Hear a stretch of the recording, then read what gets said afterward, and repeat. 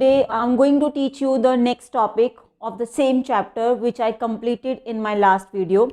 हम जो टॉपिक कर रहे हैं, हम क्लास 12th का यूनिट 3 पढ़ रहे हैं, जिसका नाम है determination of income and employment in an economy, जिसका first chapter aggregate demand and related concepts मैंने अपने पिछले वीडियो में स्टार्ट किया था और उसमें मैंने आपको एग्रीगेट डिमांड और उसका स्केड्यूल और टेबल सिखाया था, उसे कैसे डिराइव करते हैं। आज मैं आपको उसका सेकंड कंसेप्ट और सेकंड टॉपिक जो एग्रीगेट सप्लाई है उसके बारे में बताऊंगी कि एग्रीगेट सप्लाई क्या है और उसे हम कैसे डिराइव करते हैं। So let's get started. First of all you all should know what is aggregate supply. Aggregate supply है क्या? एग्रीगेट सप्लाई बेटा जैसे मैंने आपको बताया था कि एग्रीगेट डिमांड का मतलब होता है टोटल इकॉनमी के तीनों सेक्टर्स जो भी प्लान कर रहे हैं कि वो बाय करेंगे, उसे हम एग्रीगेट डिमांड कहते हैं। बिकॉज डिमांड हमेशा कंज्यूमर साइड से होती है, तो they are planning to buy. वैसे ही एग्रीगेट सप्लाई जो है ये एक प्रोड्यूसर साइड का कंसेप्ट है।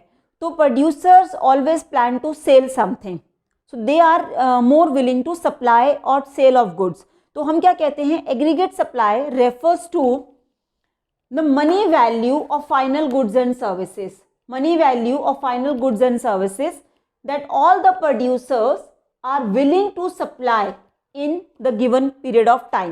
मतलब एक given period of time में, let 1 year में या 2 years में, स्पेशली हम एक अकाउंटिंग ईयर लेते हैं तो हम 1 year की बात करते हैं, तो उस 1 year में जितने भी तीनों सेक्टर के प्रोड्यूसर्स हैं, जितना वो सप्लाई करने के लिए रेडी हैं, उसे हम एग्रीगेट सप्लाई कहते हैं।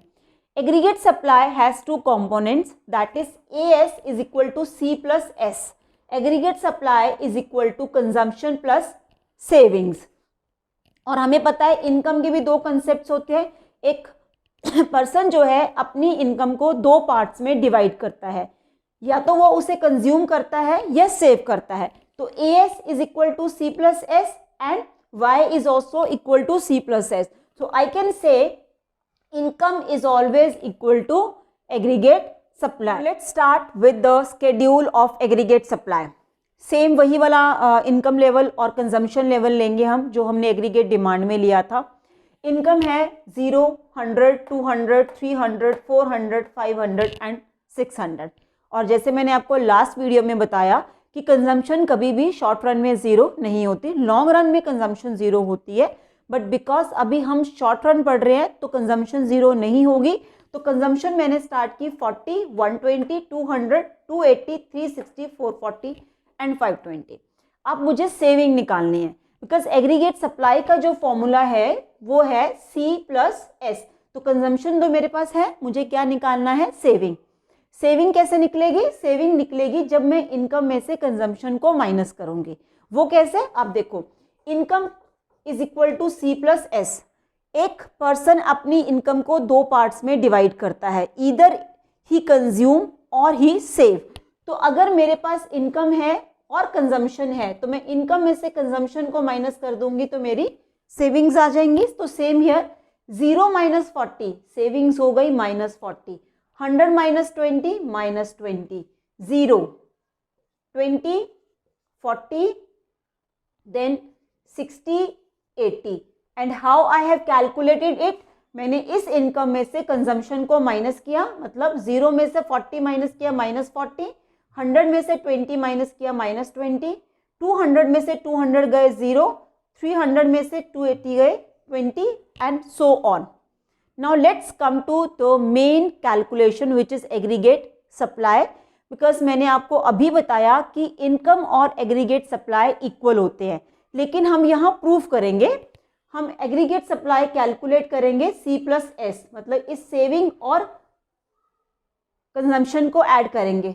+40 माइनस 40, 0, 120 में से 20 गए, 100, 200 minus 0, 200, 280 minus 20, sorry consumption plus saving, 280 plus 20, 300, 360 plus 40, 400, 440 plus 60, 500, 520 plus 80, 600।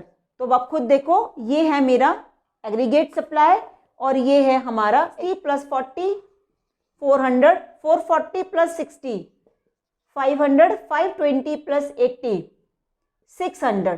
तो अब आप खुद देखो, ये है मेरा एग्रीगेट सप्लाई और ये है हमारा इनकम। दोनों की वैल्यूज एग्जैक्टली सेम है।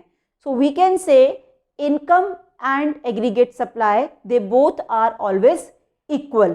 So the curve can also be same.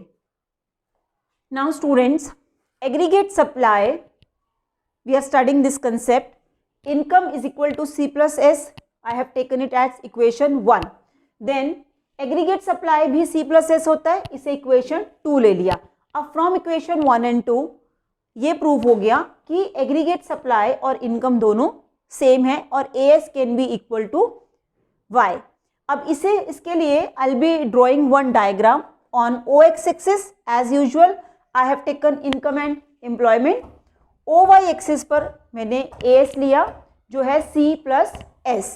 अब ये मेरा 45 डिग्री का इनकम कर्व बना, इसे हम लिखेंगे ये 45 डिग्री का कर्व है और यही इनकम कर्व है, यही कंजम्पशन कर्व है, राइट।